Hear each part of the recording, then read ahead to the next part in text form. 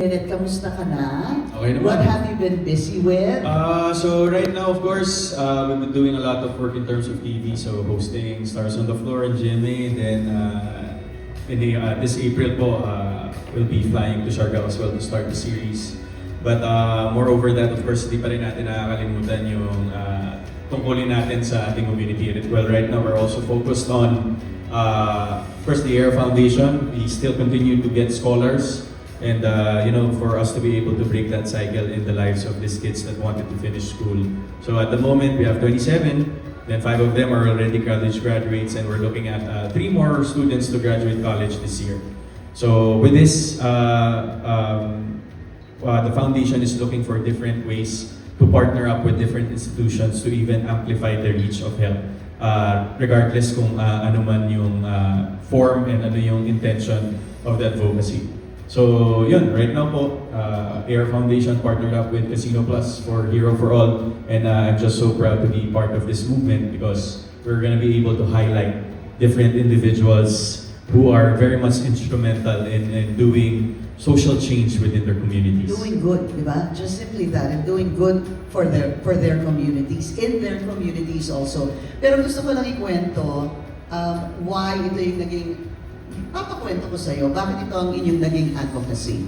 Well, parang kasi of course, maraming taong gumagawa ng kabutihan and of course doing, nilalagay nila yung needs of others prior to theirs in the community without being recognized. So they're the so-called unsung heroes of our society. And I'm just so proud and happy that we were able to come up with this, of course, Casino Plus, to give recognition to these individuals because the intention of this movement that we're doing right now is to really amplify the reach of the message and to even produce more. That's what I like. Yes, Yeah. yes, Produce more. produce more heroes na, to encourage them that, being able to do something good and to contribute to the society doesn't come with a great price.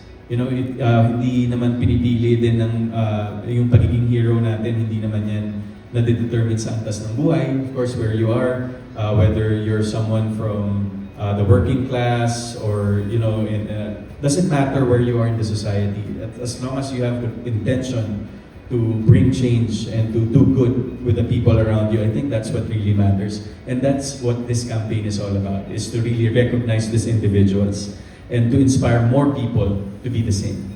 Right. So, yan po ang advocacy ni Alden, and of course, what we are pushing through right now. So, Here for All is a program, Alden, that actually aims to identify Filipinos who change their communities without institutional support, recognition, or even resources. Yes, exactly, Ms. Mix. Kinikilala sila hindi lang dahil sa kanilang mga nagawa, but for what they can still teach and contribute to their community.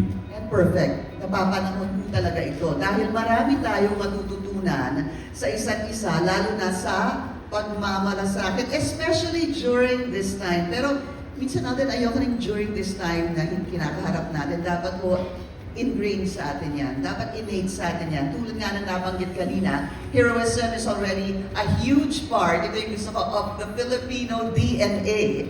Today, that same spirit can be seen from our modern-day heroes, the OFWs who actually work day and night, napapalayo po sa kanilang mga pamilya, at sa bawat Pilipinong nasa gitna or ng lahat ng kanilang pinipili na gumagawa ng mabuti kahit na yung walang nakatingin. Yun yung pinaka-importante. Exactly, Ms. Pink. Sobrang timely at inspiring din ang team ng program na to for us because life sometimes has a way of blurring our vision. Of course, with all the noise that's happening around us, diba, minsan it kind of derail us from our vision and our goal. And sometimes nakakalimutan natin that heroes are not just characters in a story. If we just, take a moment to stop and look around us, andyan sila eh. We will see them in the simplest and selfless acts of the people around us. Ito ramdam na ramdam ko talaga that it's just so close to your heart, Alden, no? Yes, actually, Ms. Biggs. Kasi nagkaroon din po ako ng chance to actually do hero roles in 15 years of my career. That like noong 2014. Kwento mo nga. Yes, Oh. Noong 2014, I portrayed a national hero, which is Jose Rizal, in a series called Estrado. And in 2018, I played Victor Magtanggol also. which is a superhero themed teleserye. So parang it got me to realize that sometimes anyone can be a hero. There are just ordinary people with extraordinary missions. So that of course, and it kind of challenges all aspects of their lives. So talagang sometimes things like that, things that we see on TV, has its way of telling us messages that to be extraordinary, you don't have to do extraordinary things and Right. things exactly. Very, very inspiring to actually hear that because yung para bang nag-merge yung roles into your advocacy sa Exactly. atin. Ano kaya talagang minsan sinasadya ng Diyos yan Amen. na mapag-align yan. Alright, so let's continue. It's time, of course, to introduce a very special individual. Ito na po, someone who in the face of life's greatest challenges chose to rise with courage and compassion. Let's get to know our very first hero for all through this video.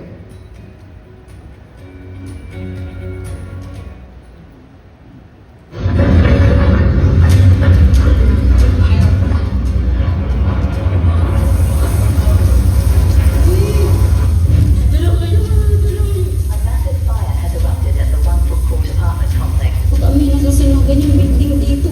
leaving at least 168 people dead. Na-stuck na kami sa room. Ang usap na dito sa loob. One of the deadliest fire incidents in Hong Kong's recent history. Tawag ako yung dito.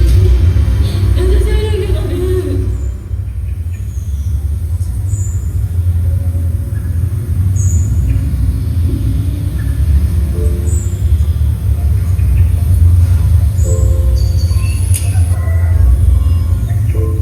Ako po si Rodora Alcaraz Tunyakaw, 28 years old po. Isa po akong OFW. Ako po ay taga San Pablo City, Laguna po. Nung ako po ay sa edad ng 14 po, ako po ay sumama na po sa nanay ko, ang natulungan po dito po sa Calamba, Laguna. Nagkaanak po sa edad ng 22 years old po. Hanggang sa ang anak ko po ay edad 2 years old, ako po ay naglakas loob na mag-apply. Parang may isa lang pong kumari ko po yun eh. Nabalitaan lang namin nag-apply. Parang kami, sige tayo nga din, try natin. Doon po ako nagkaroon ng lakas loob na umalis para po masupport ko din po yung pangangailangan ng anak ko. Nung ako po yung nakatatang umalis, Hong Kong po, yun po ay November 25, 2025. Yung building na tinitirahan po ng amo ko sa Hong Kong ay Wangpo Apartment Complex. Doon ako sinabi niya po sa akin yung mga gawain, yung mga gagawin, tapos yung baby. Kinabukasan po, November 26, 2025, nagsimula na po ako magtrabaho. Then sabi niya po sa akin, Roda, mamaya mo na tapusin yung iba, kain din tayo sa labas. Nung araw na yon, ang tao po doon sa unit, yung amo ko pong babae, tapos po yung 3 months old niyang baby, si Kayla. Tsaka ako po. Paglabas niya po, Roda, nakakaamoy ka ba ng puso? Pagbukas niya po ng pinto, doon na po pumasok yung puso. Sabi mo, may sunog. Di pa po ako nagpanik, pero may kaba na. Pagbukas ko po ng bintana, makapal po yung puso. Hindi ko na talaga alam. Kasi sobrang laki ng po kasi nung apoy talaga na lumiwiyak po sa na. Kami nasusunugan yung building dito. Na-stuck na kami sa room. Ang usap na dito sa loob. Tawag ako po yung baby. Pero nasa isip ko pa talaga yung bata nun. Kasi narinig ko po paano siya nawalan nila. Nakakabas pa kami. Nakakaligtas kami dito. Ang lahat ng oras po na paghihintay namin bago kami masagip, umabot po siya ng 7 hours po talaga. Yun po talaga yung estimation ko. Nakarinig po ako ng lagabog na parang minumuksan na po yung pinto. Doon na po ako nagkaroon ng pag-asa. Labi ko, ligtas na kami. Paglabas po muna namin ng building, nasabi po sa akin na ligtas na ako. So pagdating ko po dun sa hospital, may lumapit po sa akin, parang admin po ata ng hospital. Sabi niya, don't worry, you'll be okay. Yung nasa hindi ko alam paano ako naging bayani. Basta ang alam ko lang, may malasakit po ako.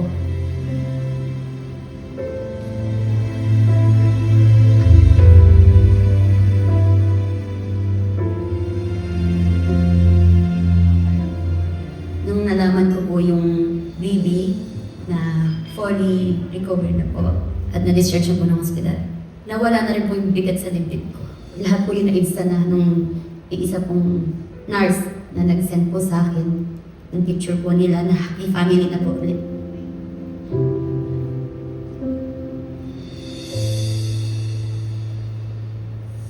Ang mensahe ko sa kapwa ko Pilipino, sa aking kapwa OFW din po, tatagan lang nila yung loob nila.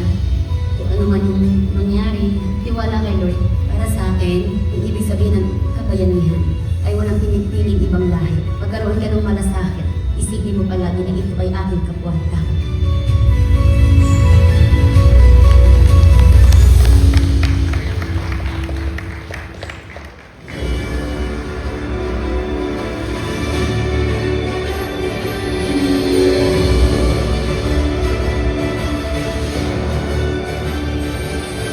May we ask everyone to please stand up.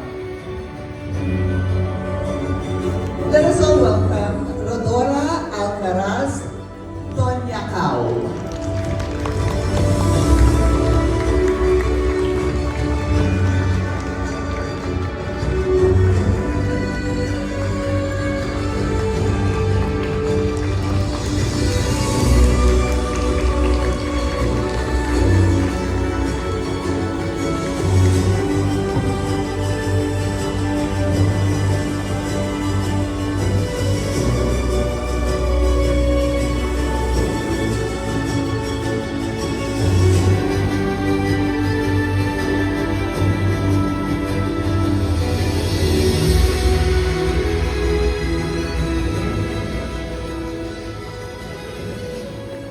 Ikaw naman, iniyak mo ko.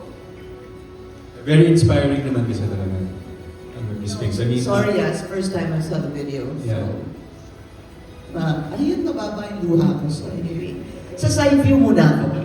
Rodora, congratulations for being our first hero for all. Yes, kung ano po yung nakita niyo are actual voice recordings that Rodora sent to her family sa family GC nila. And of course, kitang-kita natin doon na kung gaano ka-selfless yung ginawa niya para sa kanyang employer during that time. And also, for everyone's knowledge, wala pang 24 hours si Rodora sa Hong Kong when everything has happened. So grabe, you've inspired us a lot. Na-inspire mo kami, Rodora, sa story mo. And gusto mo patiin mo muna yung mga kasama natin dito. Mag-hi ka muna sa Yes. kanila. Good afternoon po sa inyong lahat. Thank you po, Sir Alvin, Miss Angie. Hindi po ako makapaniwala. Nandito po ako ngayon. Salamat po sa inyo lahat. You were here. You are here. Nabanggit kanina ni Alden sa video. You might have missed it and we'll just repeat it. Kasi dumating si Rodora ika-25. And then the next day, kinabukasan, yun po yung nangyari yung sunog. So, obviously, Rodora, hindi mo pa masyadong nakilala yung pamilya that you were going to work for. Pero syempre sa kabila ng lahat na yun, siguro yung talaga yung unang tanong, yung ano ba talaga nagbigay sa'yo nung lakas ng loob na gawin yung ginawa mo? Yung pray ako kay God. Yung presensya ni God talaga sa akin. Sabi ko, Lord, tulungan niyo kami. Sabi ko, yung naramdaman ko po kasi is yung pag-alala, awa, hindi lang sa akin, especially po dun sa kay baby. Sabi ko, Lord, naniniwala ako na hindi niyo po kami mababayaan. Sabi ko, Lord, alam kong nandyan kayo para iligtas niyo kami sa trahedyang ito. Ito kasi yung storya na talagang it reached local news, obviously also international news. And now, Rodora, you're being recognized. Ika'y kinikilala na dahil sa iyong katapangan, sa iyong heroism. Anong pakiramdam na you're being recognized dahil dito? Dahil sa iyong naging nagawang katapangan, yung bravery? Yung nararamdaman ko po, masaya po na may kaba. Kasi buong buhay ko po, hindi po ako nag-expect na kahit na ano. Basta, eto ako, may malasakit, gano'n, na yung nagpapahalaga po sa kapwa ko tao. Hindi po ako nag-expect na kahit na ano. Kaya sabi ko, sino ba naman ako para makaranas ng ganitong kaganapan sa buhay ko. Kaya sobrang nakakataba po ng puso. Congratulations. Salamat po ng marami. Ngayon kasama mo na ulit syempre yung iyong pamilya na kwento mo nga, nanganak ka 22, tama ba? 22 years old and your child is 6, anim na taon. Kamusta na pakiramdam na nandito ka na, you're back, kasama mo ang iyong pamilya? Sobrang saya po. Na may halong ano pa din yung takot. Yung maraming what if. What if hindi ako nakabalik. Sabi ko, paano yung anak ko? Yung masarap sa pakiramdam kasi nabigyan ako ni Lord ng pangalawang buhay at pagkakataon na makasama muli yung anak ko at pamilya ko. Sure, ikot yun ang ikot sa head ni Rodora. Yes, Miss Meg, especially during that time, di ba? Parang it's life and death situation. And parang sobrang bilis ng mga pangyayari kasi kararating mo pa lang and then pagdating mo, yun na agad yung Iba nangyari yun. dun sa situation mo, di ba? Ibang-iba yun. Yes, Miss Meg. So, you know, Rodora, yung mga tao, sabi ko nga, local news, international news, of course, it was everywhere. They're amazed by your courage and many wonder, saan ba nanggagaling yung bravery mo? Yung iyong katapangan. Maraming bumilib, syempre, doon sa katapangan mo at kung saan nanggaling yun. Na-mention kasi ng sister mo, just recently, I believe, that nag-abroad ka para tulungan yung iyong 8 kapatid. Tama ba, 8 kapatid? So, 9 kayo in total. Pwede mo bang ikwento yung buhay mo bilang OFW? Because this is not the first time. I think you were in Qatar bago mo sa Hong Kong. Go ahead, Rodora. Numulat po ako sa isang simpleng pamilya. Pinalaki po kami ng magulang namin na simpleng pamumuhay, yung makontento sa mga bagay na anong meron. Yung nagtulak naman po sa akin sa pag-ibang bansa, ayun po, wala po talaga sa plano ko. Parang, tuwing gabi lang po nagpe-pray ako kay Lord, Lord, hanggang dito na lang po ba ako? Lord, may pagbabago po kaya sa buhay namin. Kaya yung pag-ibang bansa ko po, hindi ko po talaga siya pinalano, parang may tumulak po sa akin. And nung nandun na po ako, nung process na po ako, walang halang takot kahit may mga naririnig po ako mga negative comments na ganito, ganyan sa ibang bansa, ganyan. Wala, hindi po ako nakatatakot basta todo process po ko, tapos kay Lord lang po talaga ako naka-focus. Sabi ko, pwede niyo po pabayaan, sabi ko. Nung nandun na po ako, sabi ko, ito na pala po yung realidad ng buhay ko. Sabi ko, Lord, ito pala yun. Sabi ko, okay, ito po yung challenge niyo sa buhay ko. Alam kong may magandang kinabukasan, okay, magtsatsaga po ako, magsasakripisyo po ako para sa pamilya ko, especially po sa 2 kong kapatid na nag-aaral pa. Kasi kami po mga panganay, hindi po kami mga nakatapos Kaya gusto ko pong maranasan po ng 2 kong kapatid. Tsaka para po sa anak ko, sabi ko, magsasakripisyo ako, Lord. Alam niyo po ba yung saksi yung kwarto, yung CR, araw-araw akong umiiyak. Parang kinikirot yung dibdib ko kapag katabi ko yung mga alaga ko kasi sa akin po natutulog umiiyak po ako. Sabi ko, Lord, anak ko sana yung katabi ko, yung kasama ko dito. Pero minomotivate ko po yung sarili ko na, sabi ko, ito yun Sabi ko, ito yung para sa maayos na kinabukasan namin. Kaya sabi ko, magpapatuloy ako, Lord, hanggang sa matapos yung kontra ko dito, Lord. Doon sa naging experience mo, Rodora, sa nangyari sa Hong Kong, ano yung pinaka-greatest lesson na naituro nun sa'yo? Yung natutunan ko po is,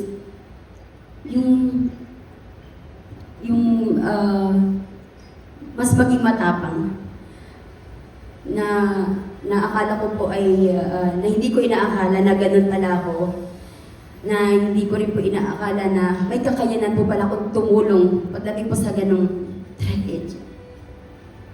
Galing, marami ka kasing na-inspire actually, Rodora, kami.